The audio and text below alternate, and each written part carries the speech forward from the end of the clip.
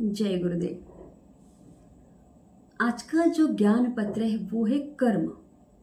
यह ज्ञान पत्र परम पूज्य गुरुदेव श्री श्री रविशंकर जी ने 29 जून 1995 को बिक्सर कैलिफोर्निया में दिया था।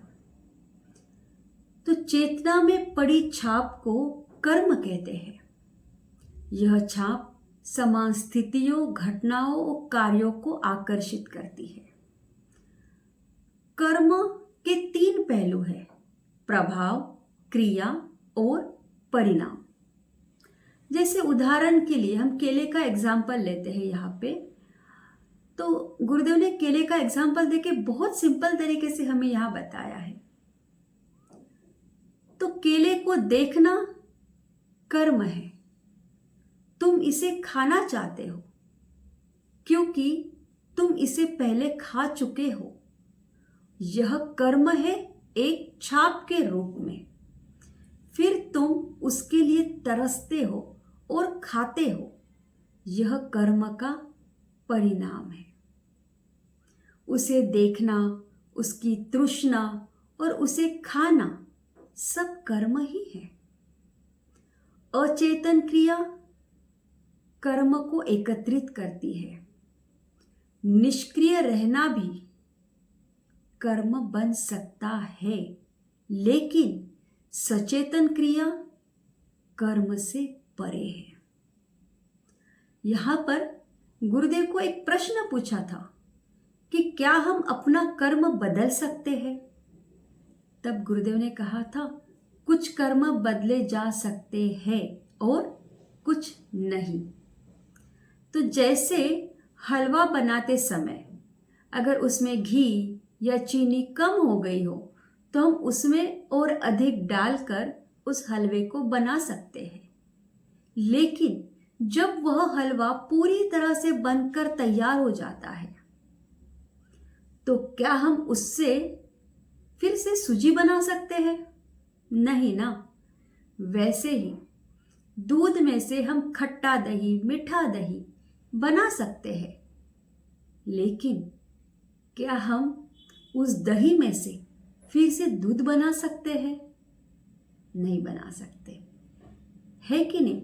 अगर खट्टा वाला वो जो है छाछ या मट्ठा बोलते हैं ना, हम वो अगर खट्टा है तो हम उसमें थोड़ा सा दूध या नमक डालकर पीने लायक बना सकते हैं, लेकिन उसको फिर से हम दूध नहीं बना सकते। तो कर्म 3 प्रकार के होते हैं: प्रारब्ध कर्म, संचित कर्म और आगामी कर्म। तो प्रारब्ध कर्म क्या है? प्रारब्ध कर्म वह है जो प्रकट होकर फल दे रहा है। तुम इसे बदल नहीं सकते क्योंकि यह पहले से ही हो रहा है। और संचित कर्म क्या है?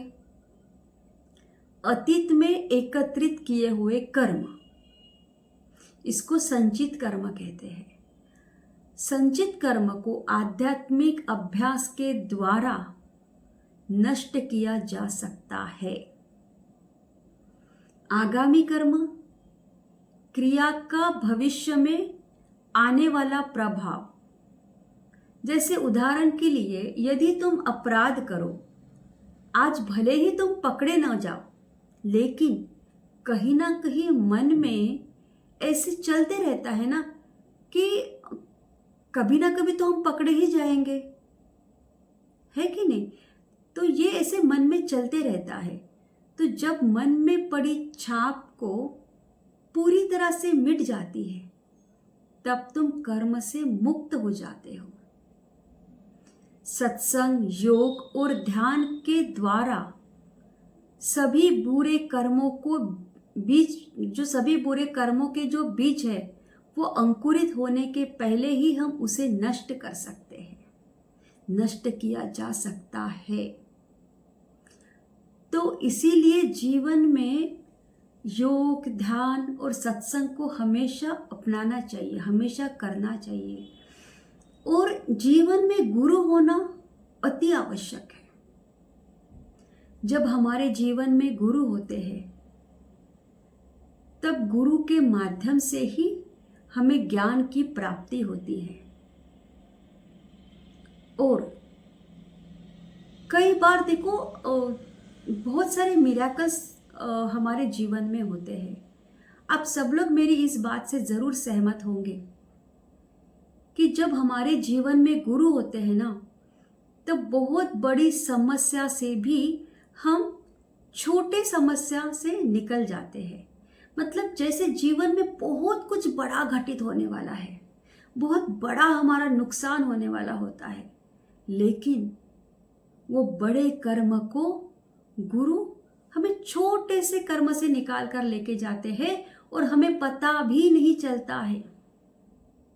ऐसे कई एग्जाम्पल्स मैंने खुद अपने जीवन में जिए हैं।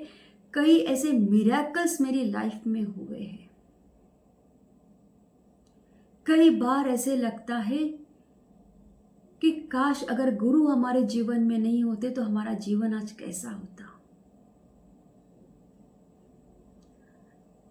जीवन में कई परिस्थितियां आती हैं, लेकिन जब हमारे जीवन में गुरु होते हैं तब वह गुरु ही एक ऐसे है जो हमें कर्मों से मुक्ति दिलाते हैं, हमारे कर्मों को काटते हैं। जब हम योग, साधना, ध्यान, सत्संग करते हैं, उस समय हमारे कई कर्म कट जाते हैं और जब हम समर्पण भाव में होते हैं तब जीवन आप अनुभव करेंगे किसी चमत्कार से कम नहीं है। कई चमत्कार हमें दिखेंगे या हमने अनुभव आप सबने किए भी होंगे और कर रहे हैं, आगे भी करेंगे। बस गुरु की वाणी सुने, ध्यान, साधना, सत्संग रोज करें और आध्यात्मिक पथ पर चले। ये जीवन में बहुत आवश्यक है। जय गुरुदेव।